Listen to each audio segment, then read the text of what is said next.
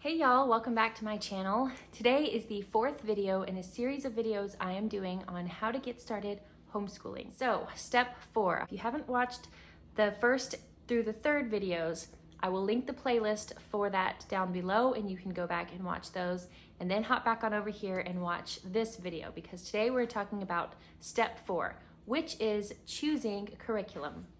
Now, for some people like me, I am really excited about this step.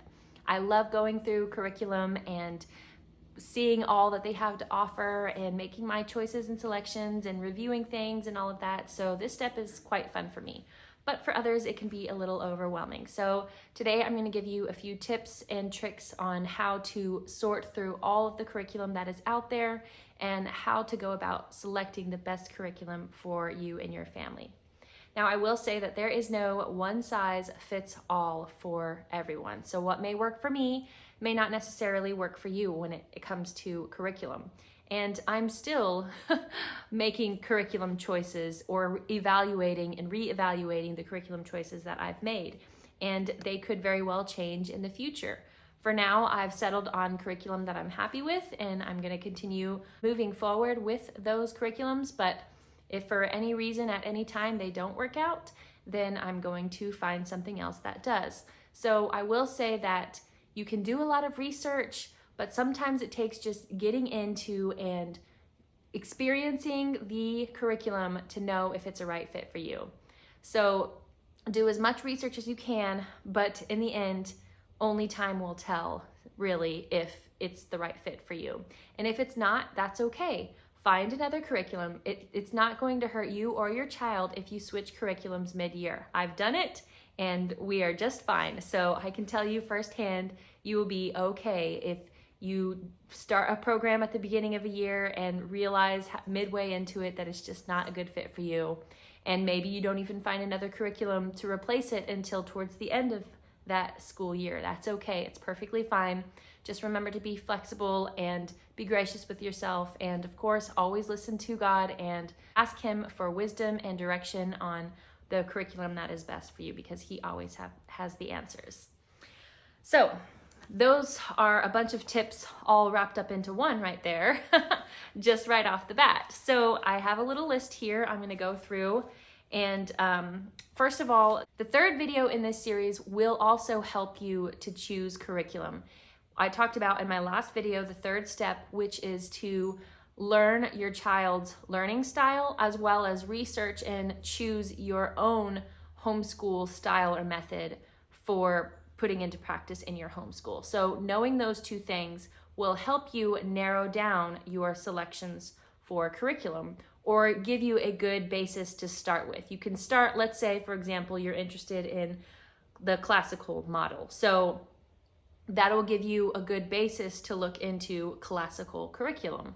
Or on the other hand, if you're more interested in unit studies, then obviously then you could go to a unit studies source of curriculum to start your selection and journey in what you want for your curriculum. So you need to know your preferred styles in your homeschooling approach and your child's way of learning. Some things that you want to be aware of as you are selecting your curriculum. The first thing is it within your budget? If you are in a small, tight budget, then you want to look for things that are super cheap or actually free. There are some free curriculums out there. I'm going to link a bunch of stuff for you to get started on this step, choosing curriculum, down in the description box below, so you can start there. You can get good quality curriculum at a low or free price.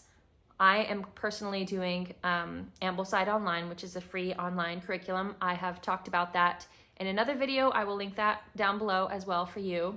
And that just uses online texts either through the public domain or you can even get them free from the library. You have options. There's another one that actually a viewer told me about, which is pretty amazing. All-in-one or easy peasy all-in-one homeschool something curriculum.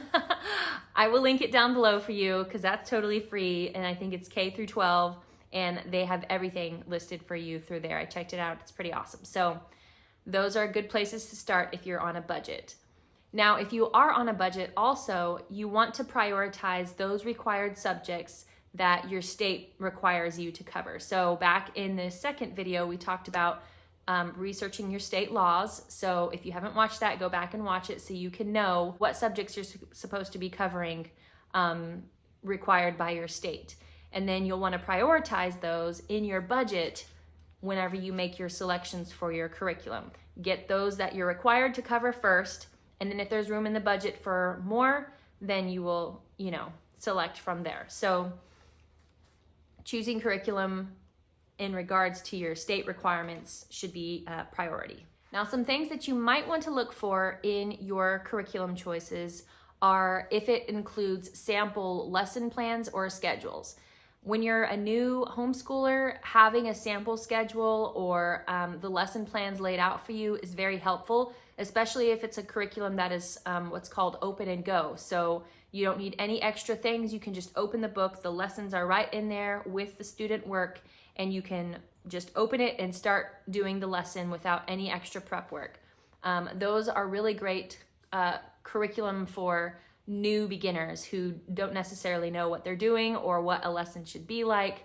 Those are very helpful for getting your feet wet and kind of exploring that. I will suggest The Good and the Beautiful as a great open and go program for math and language arts. I can personally say that we've used both of those and they are wonderful. I'm going to link some YouTube reviews and website reviews for some of the curriculum and other curriculum that I mention in this video. So again, the description box down below will have all of the resources and links that you need to get started on this step.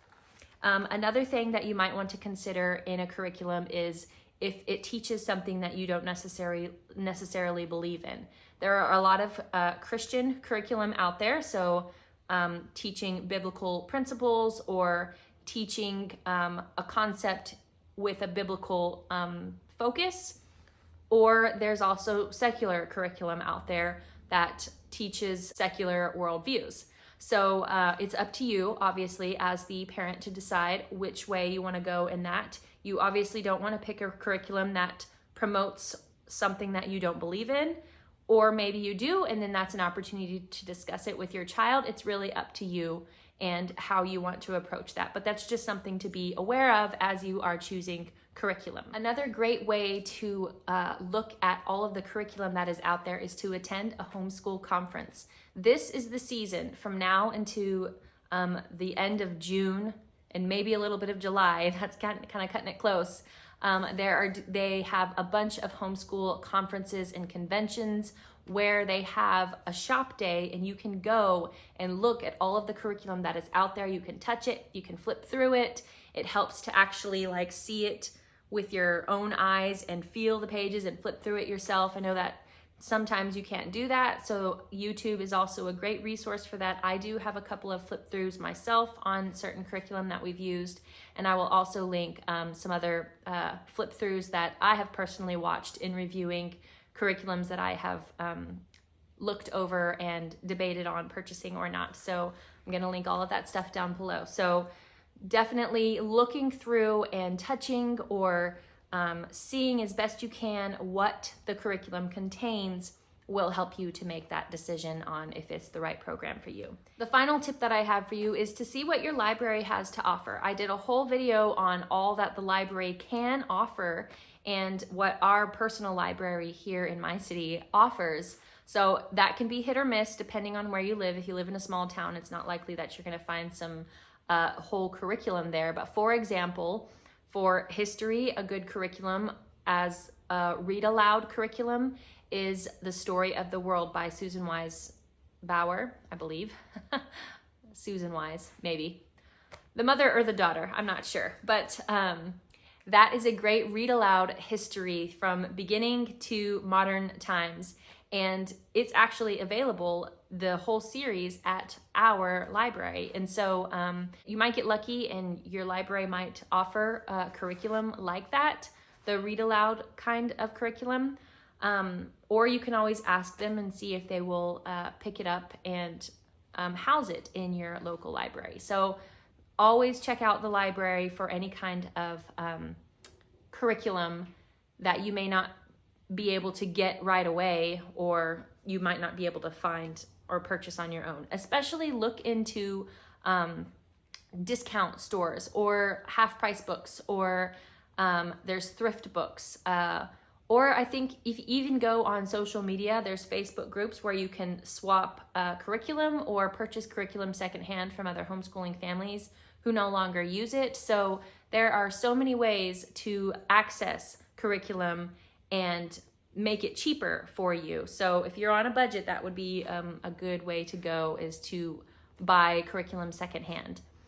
And some of my favorite stores that I like to purchase brand new curriculum at would be Mardel and Mardel. Mardel store, Christian bookstore, is really the only place that I've gone and purchased actual curriculum from and have flipped through. They have quite a bit of curriculum there, and so I've been able to look and see the different curriculums and make my decision based off of that. But there are so many different ways. It's a big decision, but like I said at the beginning, try not to be, it's this or nothing. So be flexible, and remember that sometimes it just takes experience and trial and error to really find what suits your family. So of course, like I said, you want to pay attention to the learning style of your child, as well as the homeschool style or method that you are interested in as a starting point. And then from there, you can kind of branch out. So that is it for step 4, choosing curriculum. It's kind of a big job and it's the stuff that's going to teach your child in addition to you and what you're going to be working through. So do take some time to look at, and as much as you can, and research the curriculum that are out there.